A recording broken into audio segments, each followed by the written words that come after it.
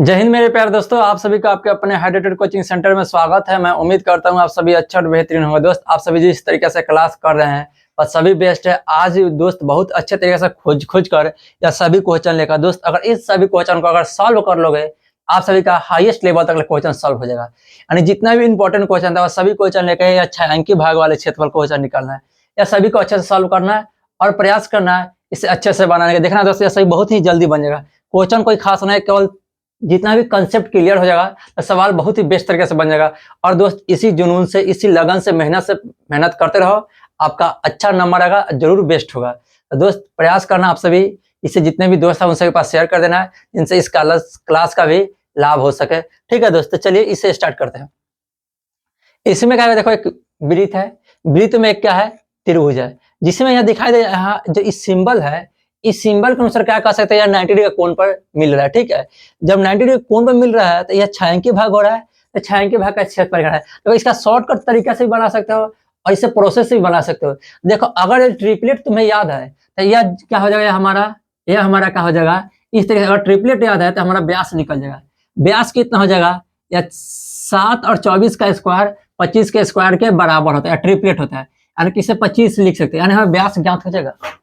Shortcut तरीके से ज्ञात करना चाहते हो तो, और व्यास ज्ञात हो जाता, त्रिज्या भी मान हो जाएगा आधा, और पूरा अर्धवृत्त का क्षेत्रफल निकाल के इस त्रिभुज का क्षेत्रफल निकाल देंगे तो यह नहीं निकल जाएगा छायांकी भाग का क्षेत्रफल। इसके इधर तो अर्धवृत्त न है, अर्धवृत्त का अगर यदि क्षेत्रफल निकाल लेते हैं और उसमें से इस त्रिभुज का क्षेत्रफल घटा देंगे तो जो बचेगा छायांकी भाग बचेगा, इसी का क्षेत्रफल निकालना है। तो बस इसे सॉल्व कर लेते हैं। तो देखो इससे पहले हम निकाल लेते हैं, शॉर्टकट तरीके से बता दिए, अब इसे सॉल्व करते हैं। लिखना होगा, अगर यदि AC स्क्वायर यहाँ BC स्क्वायर निकालना हो, लिखना पड़ेगा त्रिभुज का है ABC जो है एक का है समकोण त्रिभुज है, समकोण त्रिभुज है। कोई परेशानी, समकोण त्रिभुज। अब इसे कैसे करता है, जिसमें क्या होगा, BC जो है कर्ण है, तो BC का स्क्वायर बराबर का होगा AC का स्क्वायर प्लस में क्या होगा AB का स्क्वायर। कोई परेशानी इसमें, BC का स्क्वायर बराबर AC का स्क्वायर प्लस AB का स्क्वायर। AC का स्क्वायर जो है, AC का स्क्वायर 7 है, 7 का स्क्वायर करेंगे और प्लस में चेक करना, AB का स्क्वायर है 24, 24 का स्क्वायर करेंगे, कर दिए। अब इसका 7 का स्क्वायर कितना होता है 49, और 24 का स्क्वायर 576। यह सभी स्क्वायर दोस्त याद होना चाहिए। 1 से 30 तक ले, जरूरत 1 से 30 तक ले, कम से कम याद जरूर होना चाहिए। 50 तक हो तो चलेगा, मगर 1 से 30 तक याद होना चाहिए। ठीक है, स्क्वायर इन सभी में। अब इसे जोड़ोगे तो जब भी आएगा 625 आएगा, 625 जो BC के स्क्वायर के बराबर है। अब यह स्क्वायर इधर भेज दें रूट में चल जाएगा, जब रूट में चले तो निकालना तो 25 ना होगा, जब BC का स्क्वायर है 25 होगा कि नहीं होगा। अब हमारा यह BC मालूम चल गया है, जहां 25 है। BC क्या है, BC तो जो है, BC तो एक व्यास है जो 25 है, और उसका त्रिज्या है, त्रिज्या का मतलब क्या है, R है। 2R नहीं होगा व्यास के बराबर, 2R। बताओ त्रिज्या जो व्यास का 2R होता है, जो 25 बराबर है, R बराबर कितना 25 भाई 2, काट देंगे 12.5। अब इससे दोस्त यहाँ प्रयास करना, 12.5 हो गया। इससे हम क्या कर सकते हैं, अर्धवृत्त का क्षेत्रफल निकाल के त्रिभुज का क्षेत्रफल घटा लेंगे। ठीक, अब यहाँ ध्यान दो, अर्धवृत्त का क्षेत्रफल क्या होगा, लिखना पड़ेगा अर्धवृत्त का क्षेत्रफल लिख दे।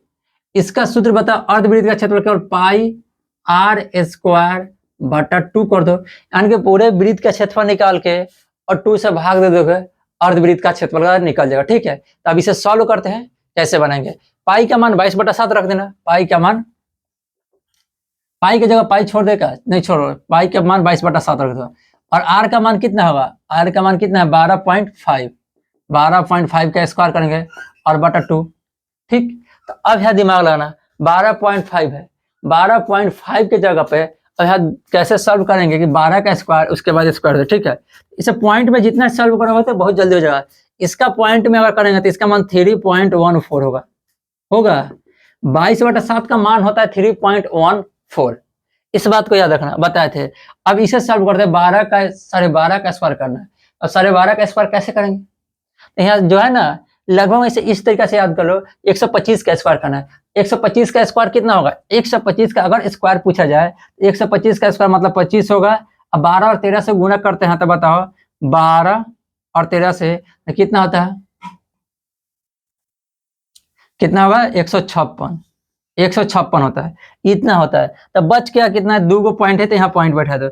इसका जो स्क्वायर करेंगे तो 156.25 है। यह रियल डाटा याद रखना। उसका बटा 2 है, 2 से हो गया। तो अब इसे और कट कर सकते हैं, कट कर दें तो कितना बच जाएगा?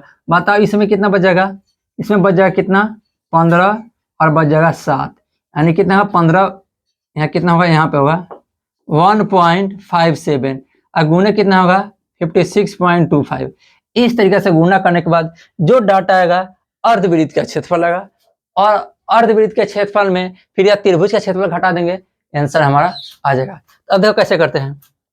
यह इतना में 1.5 से गुना करेंगे, इतना तो फिक्स आएगा। पहले 1.56.2.5 और इसमें 5.7 से सॉल्व कर देते हैं। 0.57 है, इससे कर देते हैं, इससे गुना कर देते हैं। तो 0.57 से जैसे ही गुना करेंगे तो 57 से करना, लगभग 5 से गुना कर दो। इसका 5 से करें तो कितना होगा? बताओ, 700। लगभग कितना आएगा? मान लो इतना है 5-6 में, और यदि 5 से हम गुना कर दे तो कितना होगा? इसमें करेंगे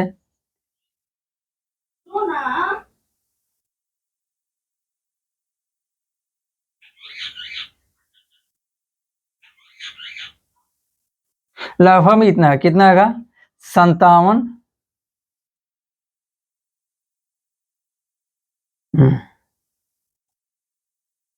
देखो इसमें क्या किया है, 5 पॉइंट इतना से 0.5 से और इससे गुना कर रहे हैं, इतना पूरा डाटा से इतना से गुना करेंगे हमारा कितना लास्ट में ऐड हो जाएगा? इसका तो 78 ऐड होगा, तो 78 ऐड कर दो। 78 ऐड करेंगे तो कितना होगा? 4 7 5 12 बताओ 1 13, फिर कितना होगा? 2, यानी कितना हो जाएगा? लगभग हमारा 34.565 होगा। 225 और 25 लिख दो। लगभग में दोस्त कर रहे हैं, यह संपूर्ण नहीं है। कैलकुलेशन करने का आंसर तक पहुंचने का लगभग पॉइंट के बाद यह तो फिक्स है कि 234 आएगा। 234 के बाद जो भी आएगा 2.5 आएगा। इसका पॉइंट में जितना भी है चलेगा, ठीक है। मान लो पॉइंट तक हमारा सही डाटा होना चाहिए, उसके बाद जो भी हो चलेगा। यानी कि 234 हो गया, और ये हमारा पूरा अर्धवृत्त का क्षेत्रफल निकल गया। और त्रिभुज का क्षेत्रफल घटा देना है। त्रिभुज का क्षेत्रफल क्या होगा बता सकते हो? ये एक त्रिभुज है, तो त्रिभुज के क्षेत्रफल का सूत्र क्या होता है? 1/2 आधार गुना ऊंचाई होता है। तो 1/2 आधार गुना ऊंचाई कैसे करेंगे? 1/2 कर देंगे, और आधार का मान कितना है? मान लेंगे 7 है, और ऊंचाई है 24, काट कर देंगे 12 हो जाएगा। तो बताइए इसमें क्या? 234.25 माइनस में कितना हुआ? 84 होगा। 84 घटा दो और उसके बाद आंसर लिख लो। यानी 84 का मतलब क्या है? इसमें 234 का मतलब कितना कर देते हैं? 235 घटा देते हैं।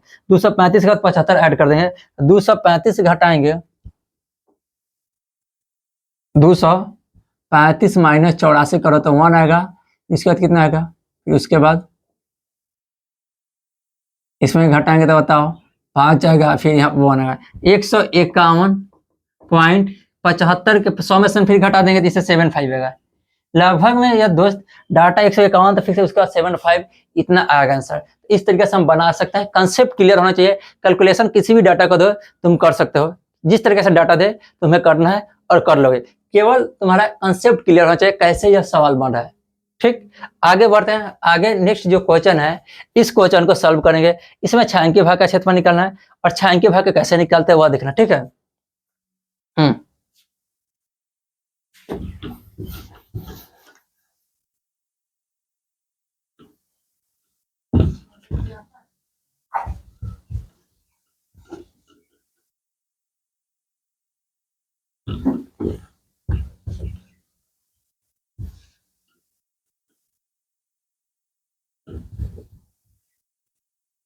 इसके बाद दोस्त यह जो क्वेश्चन है यह भी अच्छा क्वेश्चन है, और प्रयास करना इसमें अच्छे तरीके से बनाने का। देखो इसमें एक वृत्त दिखाई दे रहा है, वृत्त में AO है यहाँ पर, ठीक है। यह बड़ा सा लिख देते हैं, AO है, AO है।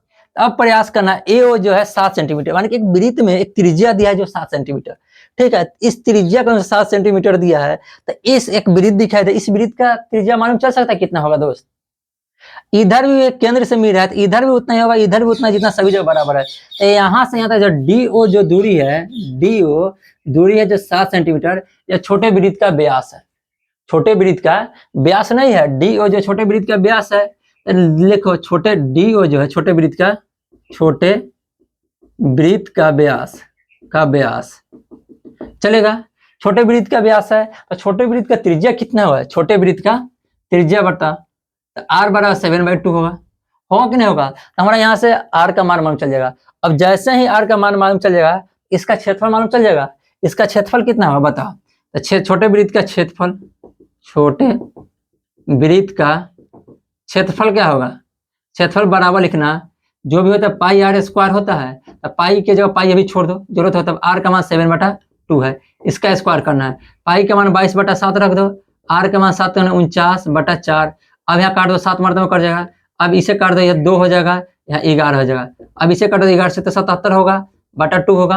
अच्छे से करो, 11 से तो 77 होगा कि नहीं होगा, बटा 2 होगा। इसमें इसे गुना करेंगे।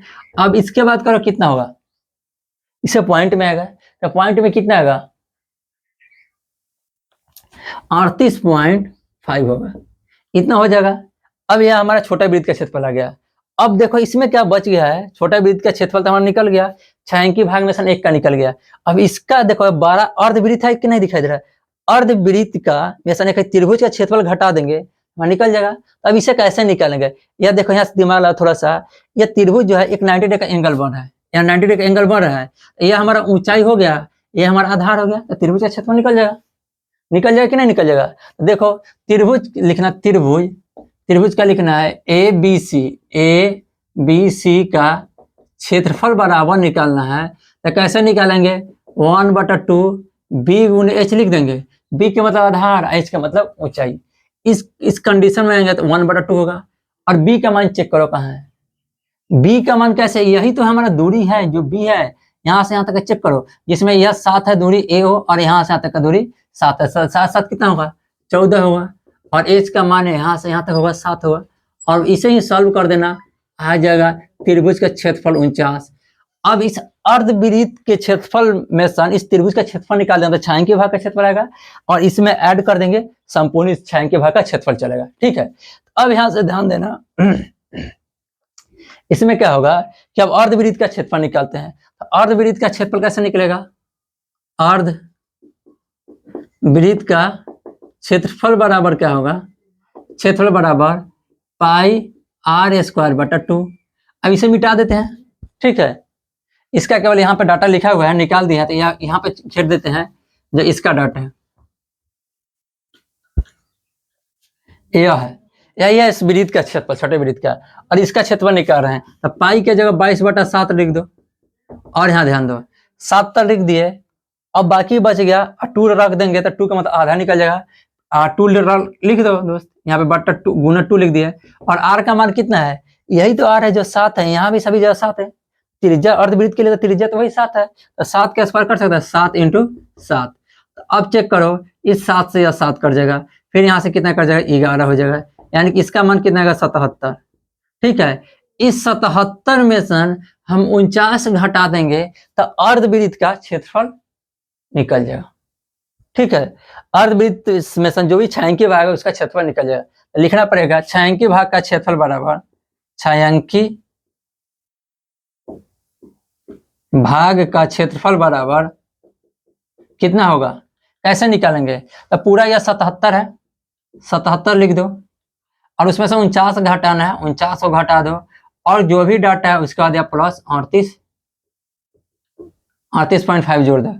इसमें से घटाएंगे तो बता सकते हैं इसका मान कितना आएगा, तो 27, और उसके बाद एक 28, इसका मान जो भी मान आएगा वो 28 आएगा। यहाँ से घटाएंगे, चेक कर लो, 77 में से 49 घटाएंगे तो 28 आएगा। ठीक, यानी कि अब इसके बाद आगे बढ़ेंगे और प्लस में 38.5 जोड़ेंगे। देखो अब क्या करते हैं, पॉइंट का 5 हो तो कोई फर्क नहीं पड़ेगा, 38 में 28 जोड़ेंगे तो कितना होगा, 6 होगा, फिर यहाँ से क्या 5 1 6 66.5। यह आपका बहुत ही बेस्ट तरीके से बेस्ट आंसर आया। ठीक है, इसमें के बाद यह नेक्स्ट है, इस क्वेश्चन को समझना, तो यह बन जाएगा बहुत अच्छे तरीके से। इसे निकाल दिए, इसे ज्ञात कर दिया, अब इसे ज्ञात करते हैं। ठीक, अब देखो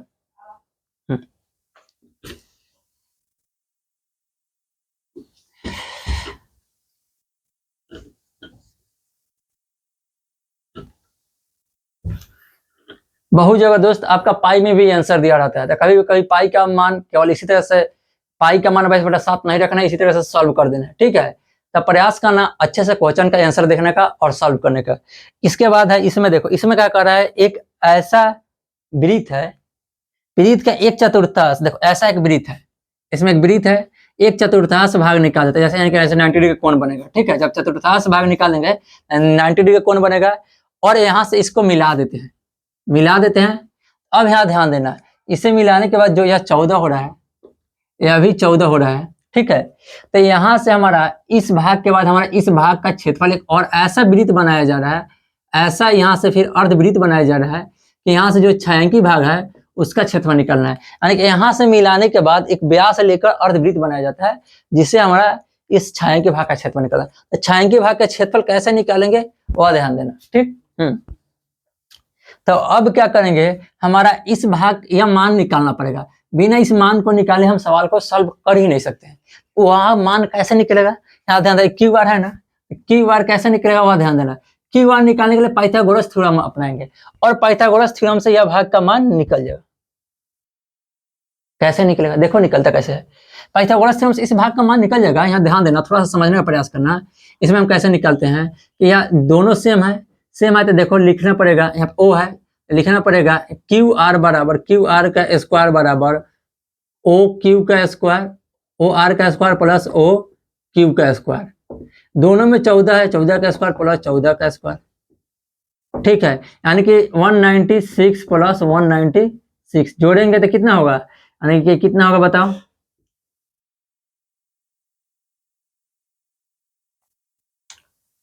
कितना आएगा, क्यू आर का स्क्वायर है, अगर स्क्वायर इधर चल जाएगा रूट में चल जाएगा। अब निकालेंगे तो जब भी आएगा 14 196 इंटू 2, इतना ही ना है, तो ये निकल जाएगा 14√2, ऐसे आ गया। तो हमारा इसका भाग आ गया।